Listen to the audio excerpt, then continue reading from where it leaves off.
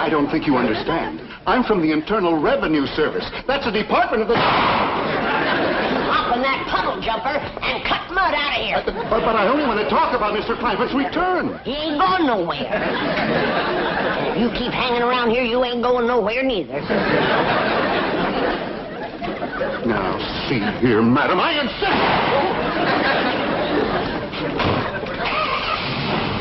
I'll be back. I'll be waiting.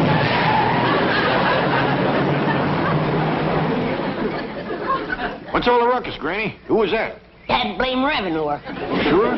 Came right out and admitted it himself. Well, we don't want no trouble with the law. And besides, you said you was going to stop running your still. I ain't been. But I don't want no revenuer snooping around. They're the lowest form of varmints.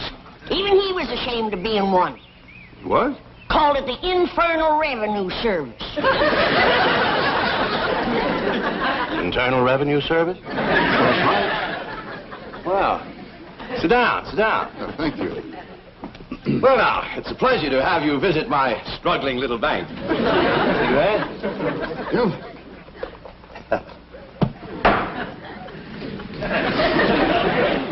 There we are. Yes, it's always a pleasure to see you splendid chaps from the Internal Revenue Service. You know, I was just talking to my taxman yesterday. Aspen? No. Mr. Drysdale, I'm not here to talk about your income tax return. You're not? No. But your taxman did handle the return for Mr. J.D. Clampett, right? Oh, yes. Mr. Clampett is my largest depositor. Wonderful man. Salt of the earth. Honest as the day is long. Lovely family. Mr. Drysdale, I was just fired on by a member of that lovely family. Fired on, you mean shot at? With a double-barrel 12-gauge shotgun. Wielded expertly by a little old lady no bigger than this. Granny. Oh, Mr. Landman, you have to understand these people. Oh, I understood her fine. What I don't understand is this. How can a man show an income of millions for last year and not one red penny for all the years previous? Oh, well, I can explain that. Well, the Treasury Department will appreciate it. Now, this is the beautiful mansion you just visited, right? Well, I would hardly call it a visit. Skirmish might be a better word. Here's the house, yes. Hey, Mr. Landman, would you believe that 8 months ago they lived here? No, frankly, I wouldn't. I give you my word. The poorest, most uninformed people imaginable. Like when an oil company tried to explore their swamp, old Jed's daughter hit him with a rock. Thought he was a revenuer.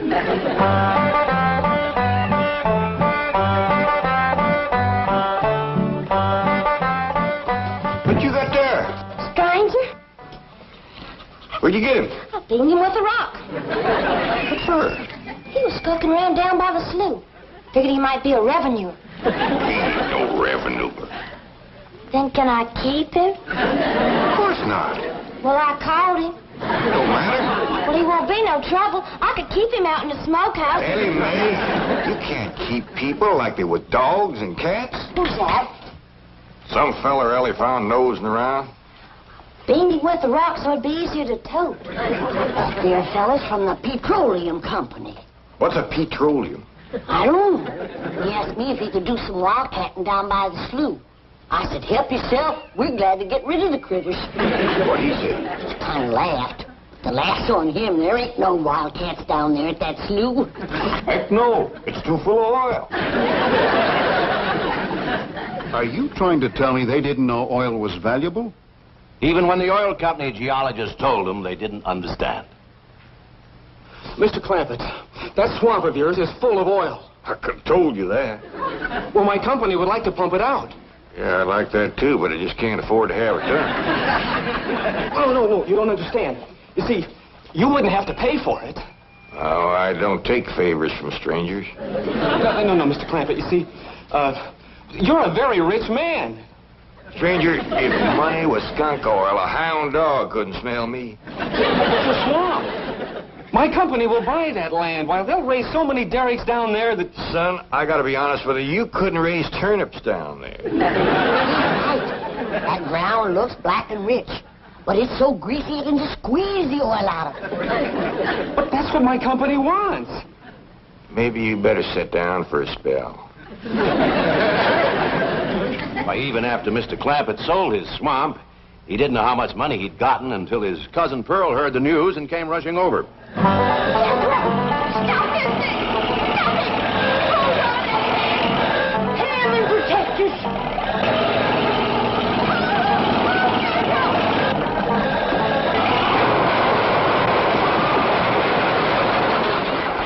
Did they hit us, kid? Oh, but I think they sure want the chicken house. I'm sure sorry about the chicken house, but nobody got hurt. Jethro, I told you to get rid of them worn-out brakes. I did, Ma. How come we ain't got none?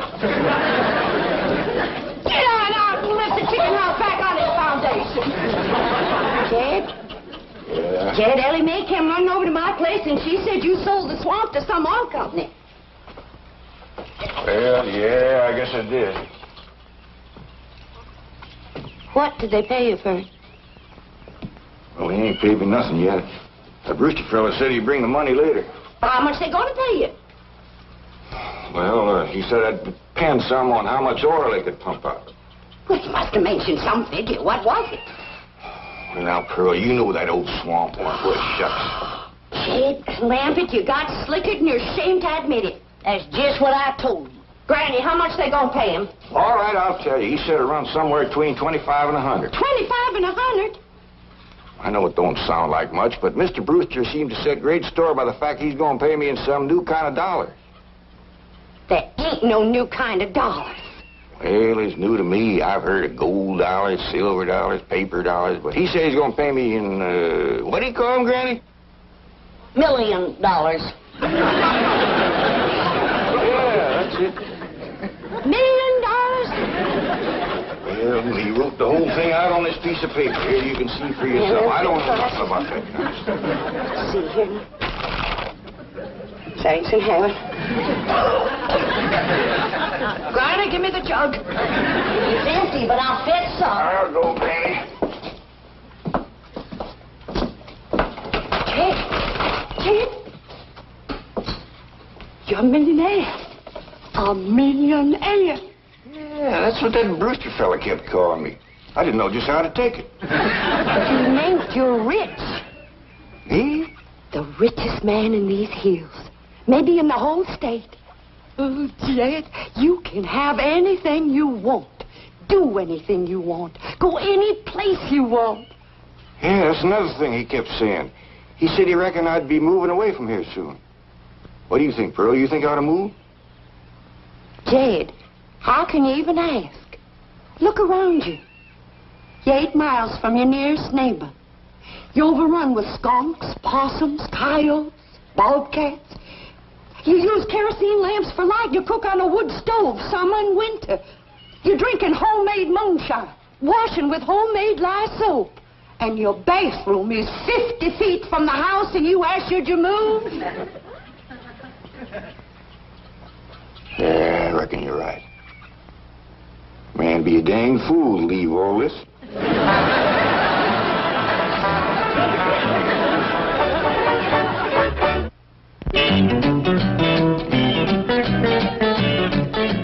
You know, Mr. Drysdale, in the Internal Revenue Service, we hear some pretty wild stories. But this corn pone to caviar saga of Jed Clampett tops everything. Well, if you think it's been unbelievable so far, wait until you hear the rest of it. What I can't understand is how a man so insulated from the rest of the world ever heard about Beverly Hills, California. I can explain that in 2 words. Cousin Pearl. She's the one who had her sights set on California. Oh, there you are, Jed. You misunderstood me. I meant you should move away. And you know where I'd go if I was you? Where? California. California? Yes, sir. Beverly Hills, California. I hear tell it's full of millionaires out there. And movie stars, too. In what? Movie stars. Jed, remember the time that your pa took us to Eureka Springs to see the movie picture? Yeah. Well, the actors that make them movie pictures live in Beverly Hills. Go Aw. Yes, sir. Well, doggy. Wouldn't that be something? Living in the same neck of the woods with old Tom Mix. It sure would. And we could come visit you. You know what else they say about California? What? It don't get cold out there. What don't get cold out there? Nothing don't get cold out there. They don't have no snow or no ice. Can't they bring some in? They don't want it. That's why'd be so good for Granny. Remember last winter when she slipped on the ice and broke her hip? Yeah, poor old woman. She was limping for 2 days. Well, that couldn't happen in California because they don't have no ice. How come? I don't know how come. But Granny'd sure like it, and we could visit you. Maybe Jethro'd know how come there's no ice. He's going to school. We could ask him. Jethro! Yeah, Ma. Come on over here. Speaking of school, Ellie Mae could get herself a fine education out there in Beverly Hills. Yeah, Ma? Your rich uncle's got a question he'd like to ask you. What rich uncle, Ma? Your rich Uncle Jay. Jethro? How come there's no ice in California? Don't look at me. I didn't take it. You big jungle, I didn't, Ma. Oh, get out of here. Well, you always do. I didn't mean. I was saying, Jed, folks claim California's got it all beat. Why, things grow twice as big out there. Jethro'd be a whopper, wouldn't he? He could help you move. He's awful handy at lifting and toting, and he could drive you out in my truck. I tell you what, Pearl. I'm going to have to study on this. When that Brewster feller comes back, I'll ask him what he thinks. Yes, it was Cousin Pearl who planted the idea of moving to Beverly Hills, but it was Mr. Brewster who made it possible. Who's he? Vice president of the oil company that bought Mr. Clampett's land. Yes, Brewster's often told me the story of that fateful evening. Well, your cousin is right about that, Mr. Clampett. Beverly Hills is a choice residential area, and lots of millionaires do settle there. Folks like me, huh? Well, millionaires. And movie stars, too. Oh, yeah. Is Tom Mix there? No, I'm afraid Mr. Mix is dead. Oh? Oh, yeah. What's the matter with me? Remember, Pearl, he got shot at the end of that picture. Well, there are plenty other movie stars, and that's where Jed wants to live. Ain't it, Jed? I do like the notion of living in the hills. Never could stand flat country. Mr. Clampett, I think it only fair. That is, well, I think you may have a wrong idea about Beverly Hills. Is that where you live? No, my home is in Tulsa. Well, see, maybe you could get us a place there in your neighborhood. Mr. Clampett, let's not beat around the bush. You will love Beverly Hills. Then that's it. Can you steer Jed onto a good place? No, I can get the bank out there to handle it for him. He'd like a nice big place with plenty of room for his kinfolk to visit him.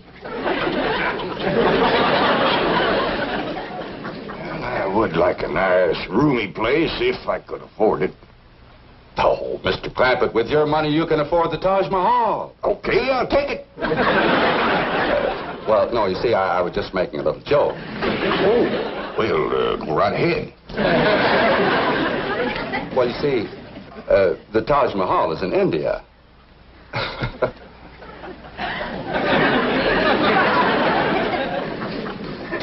Mr. Brewster, you're a nice fella, but I've heard better jokes. Is the foreigner staying to supper? I'm ashamed to say I ain't asked him. How about it? Oh, I don't think so. Oh, no trouble. What you cooking tonight, Granny? Mustard greens and possum innards. Mm-hmm. Did you hear that, Mr. Brewster? Very clearly. Change your mind? Not this time. Well, if you should happen to come back tomorrow, We'll be having leftovers. That's the thing about possum innards. He's just as good the second day. What a family. So, anyway, they packed up and came to Beverly Hills. Well, it wasn't quite that simple. Mr. Clappett had his problems. With $25 million, he had problems? Ah, yes. The first one was his daughter. She didn't want to leave her friends. Friends? And I thought they lived in a completely unpopulated area. They did. Her friends were not the kind you and I have. Now, I ain't gonna be here to look after you no more.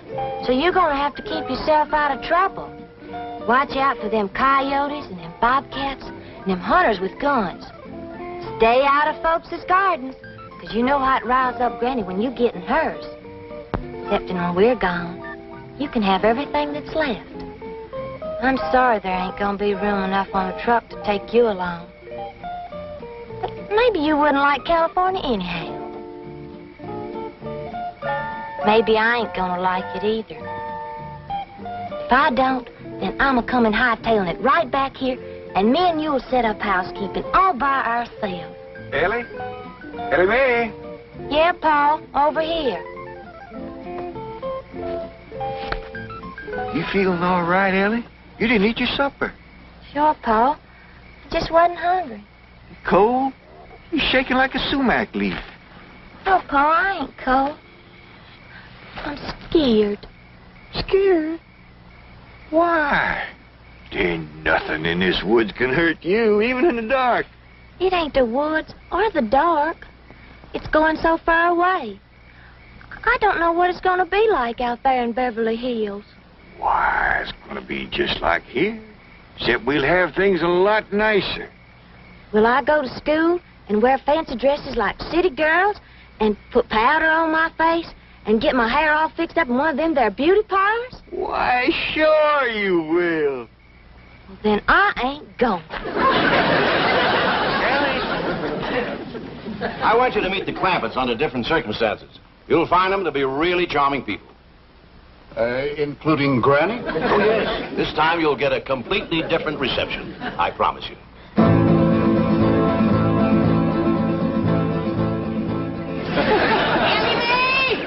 You sound the alarm if you see that revenue man coming. I will, Granny. I'll blast him before he gets through that gate.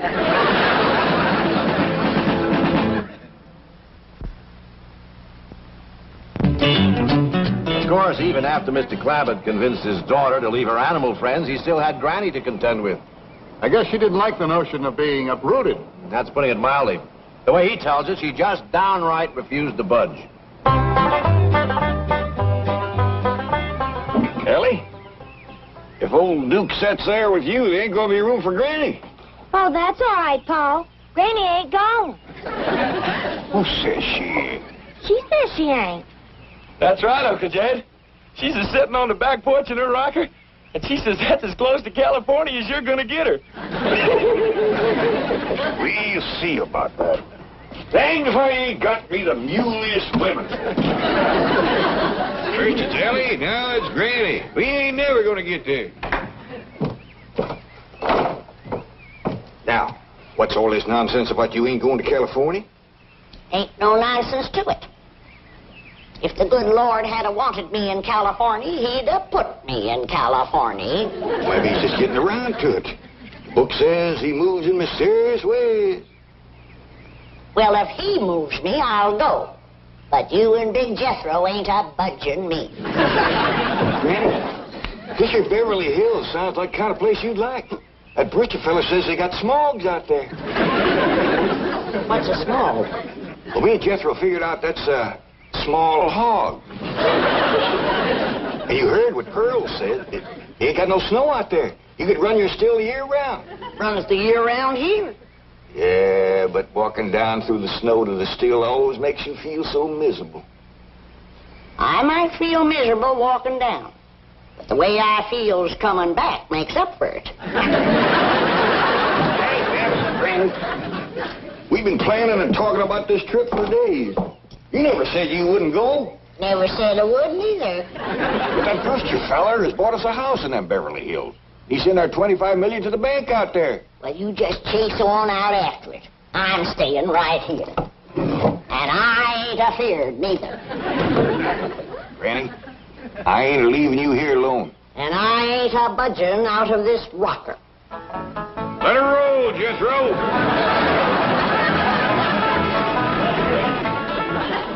Only a man of Jed Clampett's strength and authority could have handled Granny. He'll be there when we get to the Clampett place, won't he? Oh, sure. You have nothing to worry about. There's the entrance up ahead. Yes, I know. There's a car stopping at the gate, Granny. They closed the gate since I left. I'll get it. You know, this reminds me of an experience I had when the Clampetts first moved in. I was leaving and found the gates closed.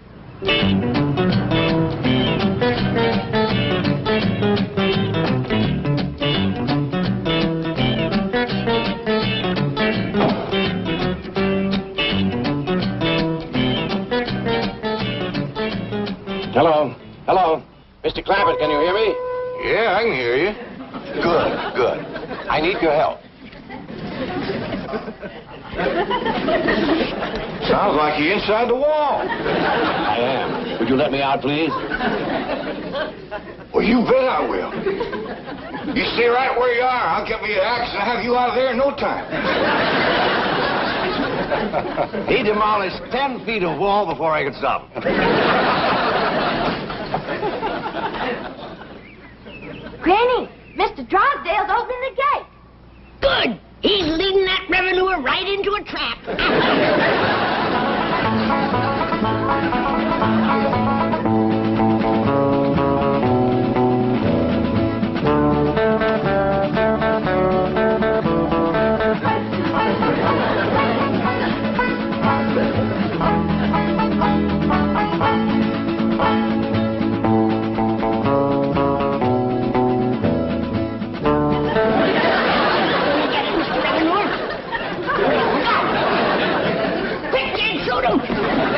Shoot nobody. He ain't nobody. Revenuers and buzzards don't count. Go on inside and cook up some victuals. Since when is a revenuer company? Mr. Clampett, I'd like you to meet Mr. Lamb. Pleased to meet you, Mr. Clampett. How do you do, Mr. Landman? Since you're a friend of Mr. Drysdale's here, I reckon you're welcome. But as you can see, we don't cotton to revenuers. I'm not a revenuer, Mr. Clampett. I guess back in the hills where you come from, I'd be a tax collector. Back in the hills where I come from, you'd be a lot younger. Oh? Was the climate that healthy? Oh, it's just you wouldn't have lived to get this old. Ed, is the revenuer staying to supper? He ain't no revenuer. Well, is the foreigner staying to supper? How about it, Mr. Landman? You too, Mr. Drysdale. You're not by any chance cooking mustard greens and possum innards, are you? Not tonight. Oh, we had them last night. I'll stay. Me too. Tonight we is having leftovers. That's the thing about possum innards. It's just as good the second day.